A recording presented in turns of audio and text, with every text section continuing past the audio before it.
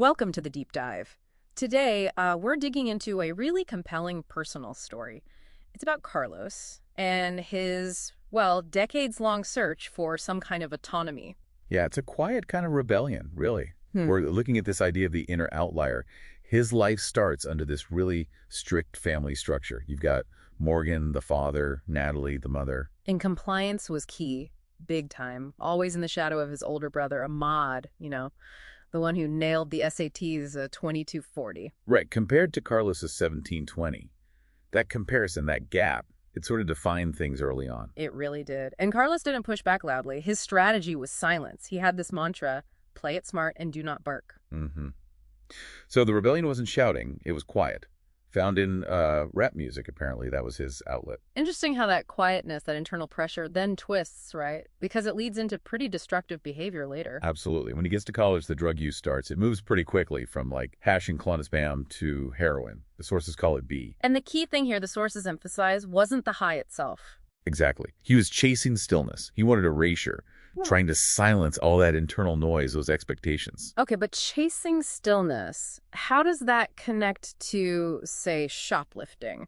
The sources mention him being pushed into stealing shirts from LC Waikiki. That seems like a leap. Well, it shows how his boundaries just dissolved. Addiction became transactional, but not with money. That borrowed stillness he got from the drugs, it cost him his integrity, his self-respect. So he was paying in other ways. Yeah, with his currency, his apartment, his time, his stuff, his whole life became this sort of collateral for just moments of quiet. Wow. And that path eventually leads to, well, a literal crash, the 2017 car accident, really severe. Yeah, he's in the ICU. Seems like rock bottom. But then there's this incredible moment with his mother, Natalie, the strict one. Right. What happened there? She goes to his room, finds this illegal cannabis grow he had going, Blue Dream, sources call it, and instead of calling the police or freaking out, She just destroys it quietly. without judgment. It's this powerful moment where she chooses him, her son, over the family's image, the story they'd built, basically ensuring no more rooms that glowed in secret. That's quite something. A kind of protection, almost.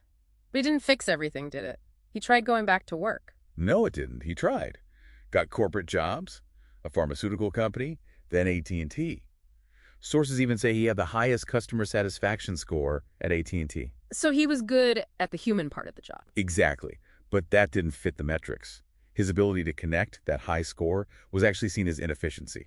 He couldn't just comply with the numbers game. So corporate structure just wasn't built for him, or maybe for that kind of genuine connection. And losing those jobs, that led to another spiral. It did, the final relapse. The sources call it the habit of stealing again, but this time from family. That must have been incredibly difficult. Especially stealing from his siblings. There's this specific mention of $50 taken from his younger sibling, Sadiq's wallet, just left open. Oh. And that small amount, the sources say, felt heavier than the rest combined.